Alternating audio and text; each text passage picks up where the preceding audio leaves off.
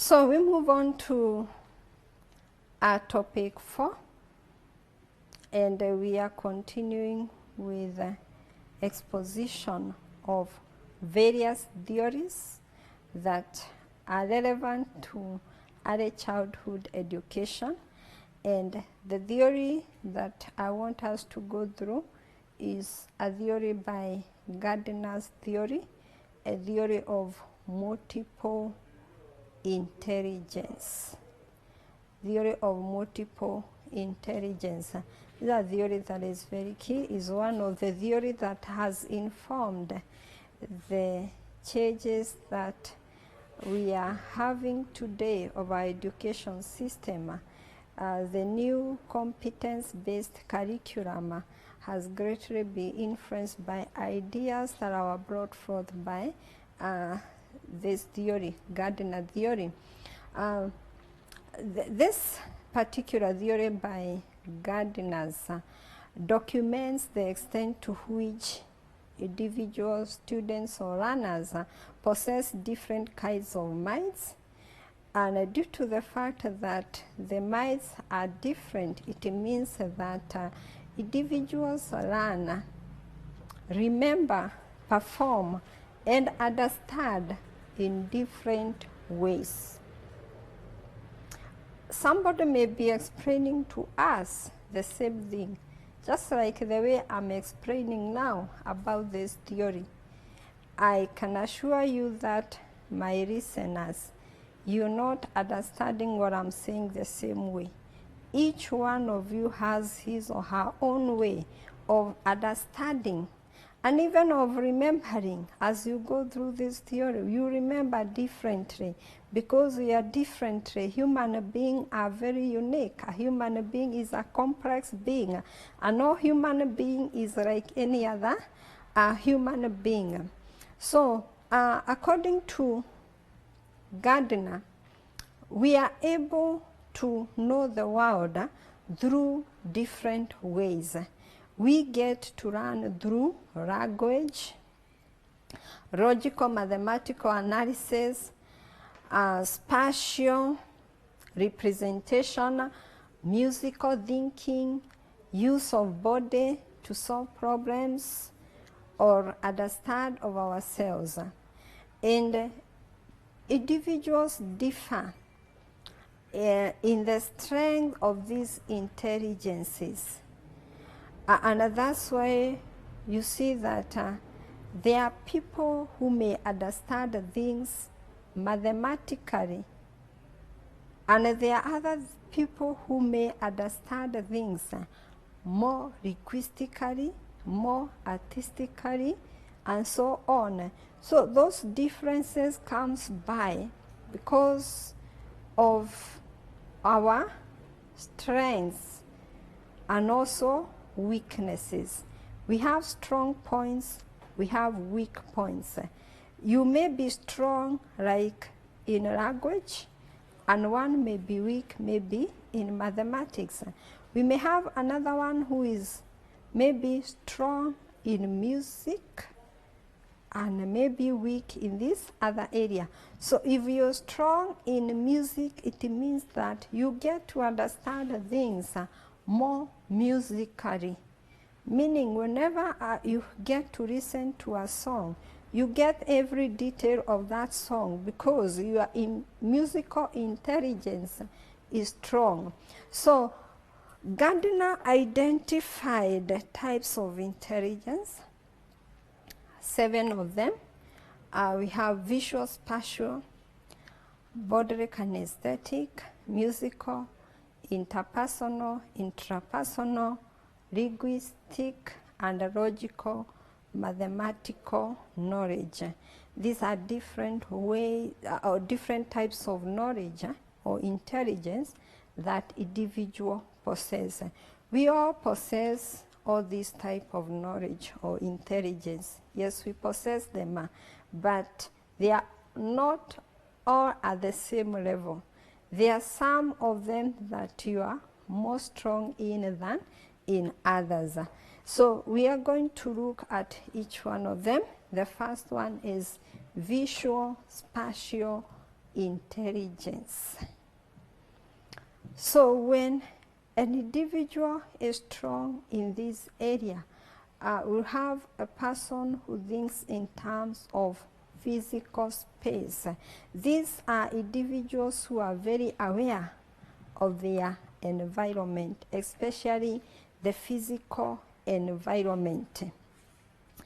There are people who can read maps, draw without difficulties. They can come up with a physical imagery, an imagination of a certain physical setup and represent it so well, such that when people look at it, they feel, they kind of get mesmerized as the kind of design that one has developed. And people who are good in this area develop or get into careers like architects and sailors. An architect is somebody who come up with a design. You tell a person, I want to do a house, and they'll do for you a very nice design that you like it, because they are able to figure out, you just share, I want to have maybe this kind of a house, and just by sharing that, they can put it down in form of a drawing. So these are people who work very well with tools like models, graphs, charts, photographs, drawing, videos, multimedia, pictures, and so on. So whenever these tools are availed, these people will get to understand. They have keen interest on such things, and they also have an ability to understand them much faster because of the ability to the ability to know or understand their environment. Then we have the second type of intelligence that we are referring to as bodily kinesthetic. So these are people who are able to use their body effectively, meaning they have a very good sense of their body. They are very aware of their body. The body awareness is very good. These are people who do very well, like even in dancing. When it comes to dancing, they do it very well. People like who become or who get into careers in medical field, like surgeons. So there are people who like movement, making things and touching. They communicate very well through body language, meaning these are people who will learn best through physical activities. You're teaching them a concept and you just require them to make some movement. They get to understand that very fast. So they work better with real things, equipments, real objects. So whenever you're teaching a concept and you present them with a real thing that they can touch, that they can somehow make movement with it, you make it easy for them to understand the concept. Then we have musical intelligence. This where we have individuals who show sensitivity to rhythm and sound. Any sound produced with some rhythm, they are able to detect that because of the love for music. And they're also sensitive to sounds within their environment. These are people when in whichever environment they are in, and maybe there is background music, that music really motivates them. It means that they are, if it is in a classroom situation, they are individuals who learn best through songs. And so in a classroom situation, as a teacher, you can make use of things like musical instruments, music, radio, or maybe some CD or any other multimedia that might be available to relay certain concepts to them. You understand anything in musical form. Next, we have interpersonal intelligence. These are individuals who are very good in interpersonal relationships, meaning they learn best through interaction with other people. You give them group work, assignment to discuss in groups. They really get delighted with research and they enjoy being involved in such. Maybe like with such learners in a classroom situation where it's only the teacher who is speaking and they are not being given an opportunity to talk, they may not really learn much.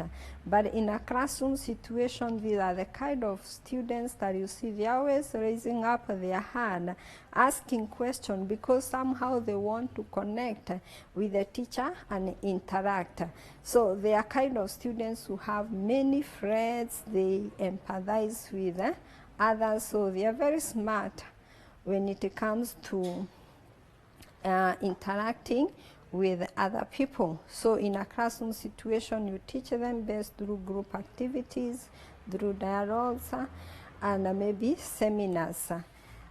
Some of the resources that can be used when you are working with individuals with this kind of intelligence would include use of telephone, audio conferencing, writing, computer conferencing, and email. We move on to the next type of intelligence. We have intrapersonal. Intrapersonal intelligence means an individual who clearly understands self in terms of their own interests and their goals. They are kind of learners that for them it's not a must that they learn through group activities, through interaction with their peers. On their own, they can research, they can accomplish much on their own. They are usually in tune with their own feelings. They understand themselves. They understand their motivation. They have a strong will, confidence, and opinionated. So these are students who can be taught through independent study, through introspection. So this kind of individuals, you present them with the books. They love books, so they can read, they can research. They love privacy, they are independent learners. That's why we are saying they have high level of intrapersonal intelligence. They understand themselves in terms of their strengths, their weaknesses, their interests, and so on, motivation. They know when it's the best time, maybe to engage in a certain kind of activity. So they also get to plan their time very well. Next, we have linguistic intelligence. This is where we have people who are able to use words effectively. We refer to them as word smart. They are smart when it comes to use of words. So they have very high developed auditory skills and they think in words. They like reading. You give them some games where they are supposed to play with words. They like it. These are the people when they buy a newspaper. Maybe the first thing they do, they go to that puzzle where they are supposed to come up with some words. They like poetry and stories. They are the kind of people that like to say what they are seeing, what they are thinking, meaning they like speaking more oftenly. So these people learn best through games where there are certain words that they can hear or words that can be written down. Those are word smart individuals. Then the seventh one, we have logical mathematical intelligence. With this type of intelligence, we see individuals who like reasoning and doing calculations of various issues.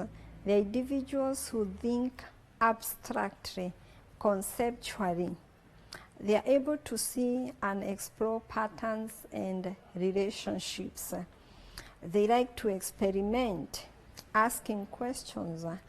They enjoy logic games.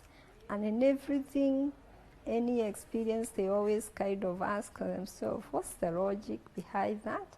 Is it really logical or not? These are people who really need to learn to form concepts, and they can really deal with details.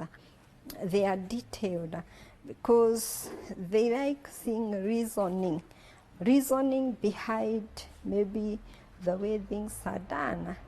They want to know like what has informed a certain practice. Those are logical, mathematical. In most cases, they will try to establish how logical was it to say something, how logical was it to do whatever was done at that time.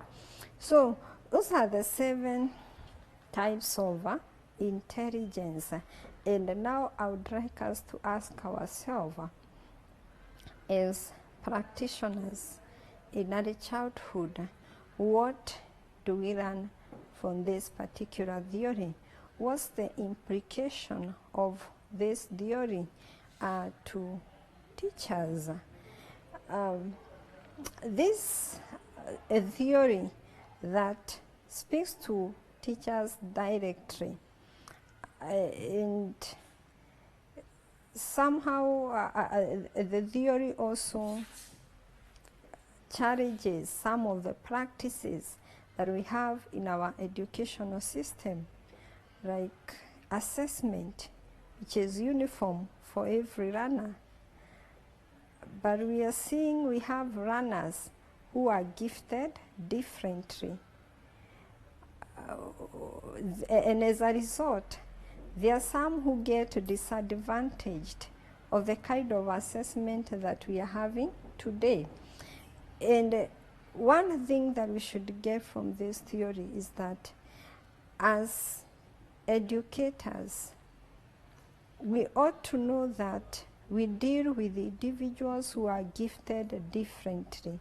And therefore, in our teaching, we are supposed to teach a broader range of talents and skills. We don't limit ourselves to logical mathematics. We don't limit ourselves to linguistic intelligence, but we go beyond. We go to the other types of intelligence that we have seen: visual, spatial intelligence. All those types of intelligence should be taken care of, because we are saying individuals possesses all these 7 intelligences, and the way we possess them is different from one learner to another.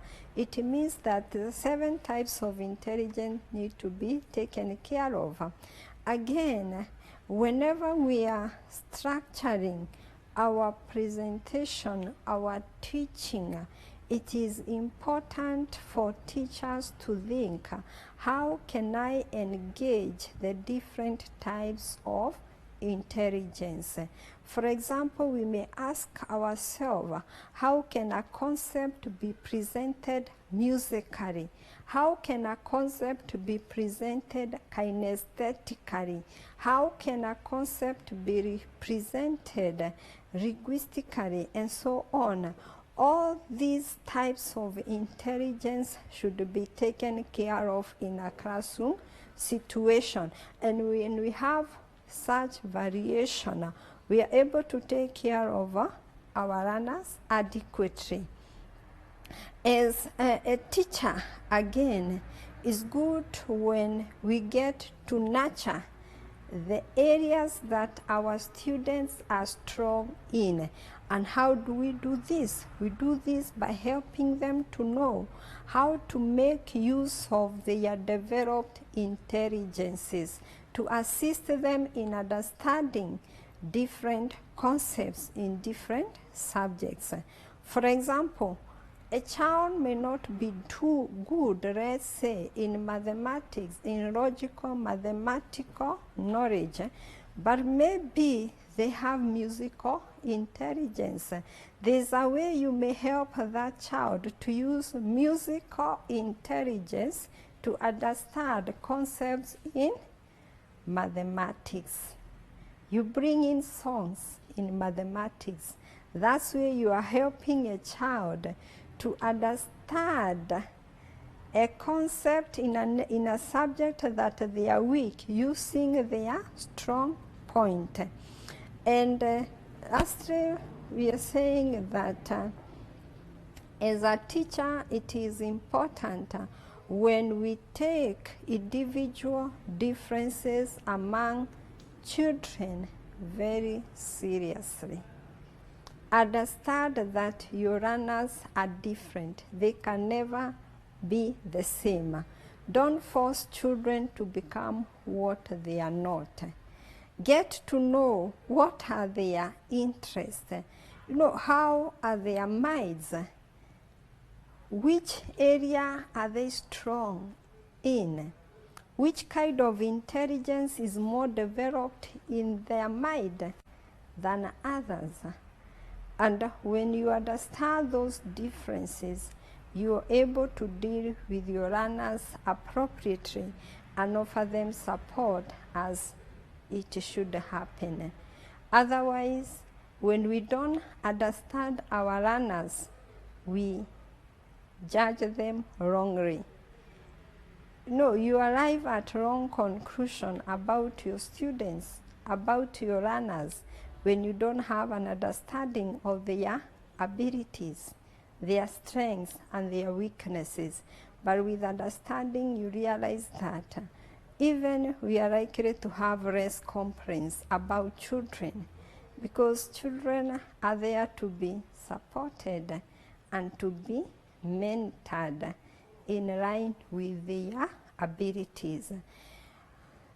So again, in teaching, it's important when the teacher asks him or herself, how can I use media? Which are the resources that I can make use of to make learning better for all children in a classroom situation? How can you use media to take care of different intelligence, the multiple intelligences that we have seen individuals possess? So I encourage each one of us to get to understand the different types of intelligence that individuals possess. It's also good when you also get to understand yourself as a teacher. Which area are you strong in? Are you strong maybe in logical mathematics, in linguistic, and so on? It's good also to know yourself. Where are you strong? When you know yourself, you also help your learners to know themselves better, and you're able to support them appropriately. So I leave you with a task. Among the 7 types of intelligences that we have identified, where do you find yourself? It's important to know where you are. So that brings us to the end of the lesson. Have a nice time and all the best. Continue staying safe. Bye. These televised lectures supplement our robust online learning going on our MKU online platform. You can view more on our televised lectures via our online platform. We are in a digital era, and Mount Kenya University knows this. The following are the steps to follow so as to complete your online application. Download the application form from the website www.mku.ac.ke. Attach copies of your academic certificates and ID. Pay the application fees via M-Pesa pay bill number 270988. Your ID is the account number. 2,000 shillings is the charge for a postgraduate. You can also deposit in the bank accounts provided on the website. Then email all the above to apply@mku.ac.ke.